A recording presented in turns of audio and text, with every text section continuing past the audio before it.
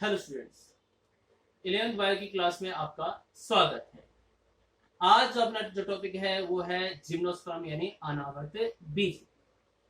अनावर्त बीज यानी जिनके बीजों पर किसी प्रकार का आवरण न हो। जैसे कि नाम से ही पता चलता है, जिम्नोस जिम्नोस का मतलब होता है नेक्ट, और स्पर्म का मतलब सीड, यानी ऐसे जिनके ऊपर किसी भी प्रकार का आवरण न हो, नेक्ट हो, उन प्लांट्स को जिम्नोस्पर्म कहा जाता है।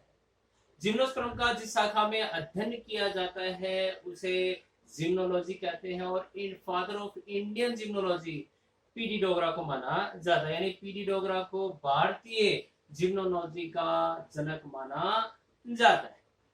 बात करते हैं इस वर्ग के जो पादप होते हैं वो बहुवर्षीय होते हैं और काष्ठ प्रकृति के होते हैं और जीरोफिटिक यानी मरस्थलीय प्रकृति के होते हैं। जैसे कि आप यहाँ पे कैरेक्टर देखेंगे, सबसे पहला जो कैरेक्टर आप देख रहे हैं कि लॉन्ग होते हैं, लंबे होंगे, वुडी होंगे यानी काष्ठीय होंगे, मजबूत होंगे। पेरिनियल यानी बहुवर्षीय होते हैं, और ट्रीज और सर्ब्स के रूप में यानी वृक्षों के रूप में और झाड़ियों के रूप में पाए जाते हैं।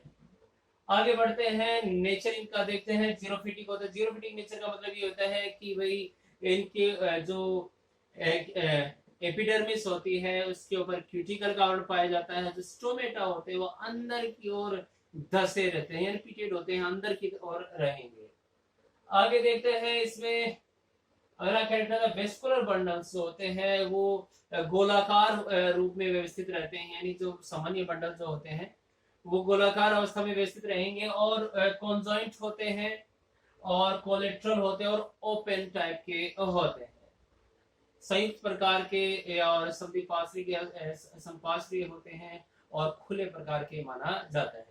द्वितीय वृद्धि पाई जाती है, और द्वितीय यानी सेकेंडरी ग्रोथ जो होती है वो कैम्बियम यानी एधा के कारण होती है, जिसमें सेकेंडरी फ्लोएम का जो निर्माण बाहर की तरफ होता है और सेकेंडरी जाइलम है उसका निर्माण अंदर की ओर होता है। और सेकेंडरी जाइलम में एनुअल रिंग यानी वार्षिक लग भी आपको देखने को मिलेगी। यानी यहाँ पर आप कैरेक्टर देख रहे हैं, यहाँ पर तो देखिए कैम्बियम है, उसमें इसके द्वारा सेकेंडरी ग्रोथ होती है। आउटर साइड में आपको सेकेंडरी फ्लोएम नजर आएगा और इनर साइड में आपको सेकेंडरी जाइलम नजर आएगा, बनता है उसमें एनुअल रिंग। सेकेंडरी जाइलम में एनुअल रिंग का फॉर्मेशन होता है।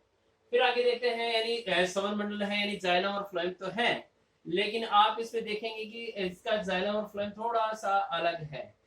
जाइलम जो होते हैं उसमें ट्रेकिड्स पाए जाते हैं, ट्रू वेसल्स नहीं पाई जाती है, यानी वेसल्स का अभाव होता है। जबकि इसी प्रकार आप देखें फ्लोएम में आप देखेंगे कि इसमें फ्लोएम पेरेन्काइमा नजर आएगी, सील सेल्स यानी चालनी कोशिकाएं भी आपको नजर आएंगी, लेकिन उनमें कंपेनियन सेल्स यानी सह कोशिकाएं आपको नजर नहीं आएंगे। भाई आपको पता है कि भाई जाइलम जो होता है वो 4 प्रकार की कोशिकाओं से मिलकर बना होता है, जिसमें आप देखेंगे ट्रेकिड्स है, वेसल्स है, जाइलम पेरेन्काइमा है, और जाइलम जो रेसे एंड जाइलम फाइबर जिनको हम कहते हैं वो होता है। जबकि फ्लोएम जो होता है वो सीव सेल से बना होता है, कंपेनियन सेल्स होती हैं, फ्लोएम पेरेन्काइमा और फ्लोएम फाइबर से मिलकर बना होता है। लेकिन यहाँ पर आप देखेंगे कि जाइलम में आपको ट्रू वेसल्स नजर नहीं आएंगी, और जबकि फ्लोएम जो होता है उनमें आप कंपेनियन सेल्स नहीं देख पाएंगे, यानी उनमें ये नहीं होती है। आगे बढ़ते हैं, इसमें आप देखेंगे कि यहाँ पर जो लीव्स जो होती हैं वो एक या दो भिन्न प्रकार की, यानी कभी 2 प्रकार की भी हो सकती है और 1 प्रकार की भी हो सकती है। इनमें स्केल्स लीव्स है वो भी पाई जा सकती है, यानी सल्क वाली जो पर्णे हैं वो भी इनमें पाई जा सकती है।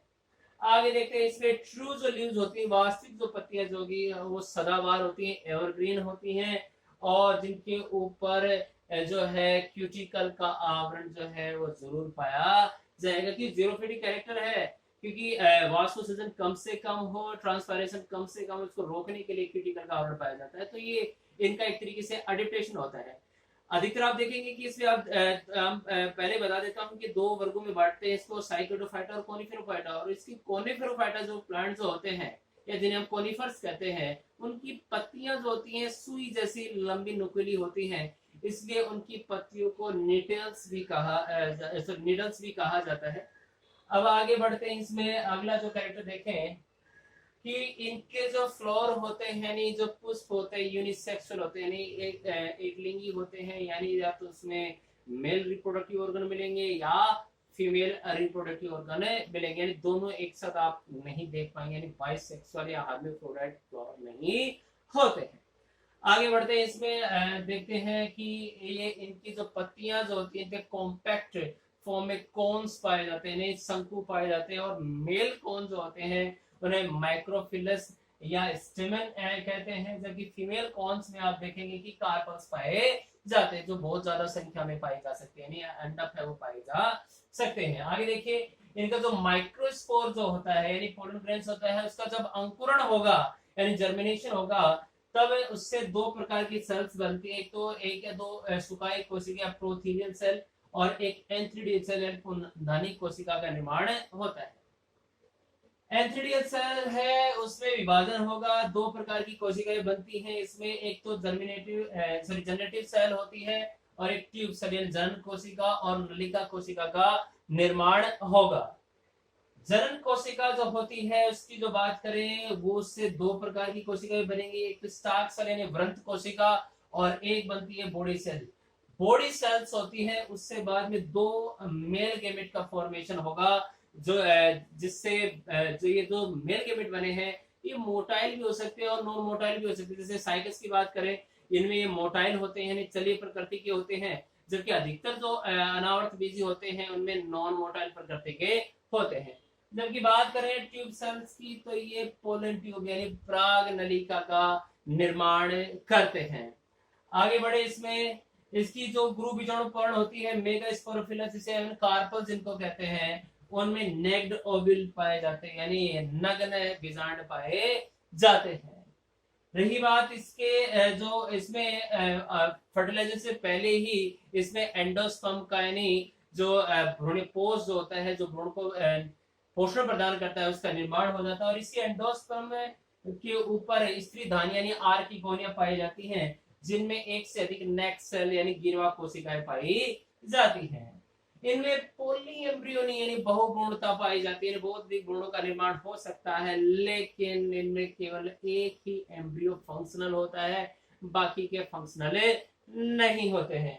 आगे देखें इसमें कि एम्ब्रियो जो होता है वो इनके जो सस्पेंशन एंड पर लगे रहते हैं, इनमें निलंबक यानी लंबी संरचनाएं जो पाई जाती है, उनके सिरों पर भ्रूण स्थित होते हैं, और ये जो भ्रूण या एम्ब्रियो जो होते हैं इनको सस्पेंशन की सहायता से एंडोस्पर्म में धकेला जाता है, जहां पर ये अपना जो न्यूट्रिशन है वो गेन करते हैं या अपटेक करते हैं। आगे देखें, जो इनका जो एम्ब्रियो जो होता है वो स्ट्रेट होता है, एंडोस्पर्म में धसा रहता है, और इनके जो बीज पत्र होते हैं कोटलेडन्स की जो संख्या देखें तो इनमें 2 से लेकर 15 तक होते हैं। तो ये जो सारे जो कैरेक्टर आप जो देख रहे हैं वो सभी के सभी जिम्नोस्पर्म में पाए जाते हैं। रही बात इनका क्लासिफिकेशन की, इनके बारे में हम अगले वीडियो में देखें, जिनमें हम देखेंगे 2 वर्ग होते हैं, एक तो साइकिडोफाइटा और कॉनिफेरोफाइटा, और इसी वीडियो में हम ये भी देखेंगे कि जिम्नोस्पर्म के सिग्निफिकेंस या जो उपयोग क्या क्या है उनके बारे में भी हम जानकारी लेंगे। Thank you.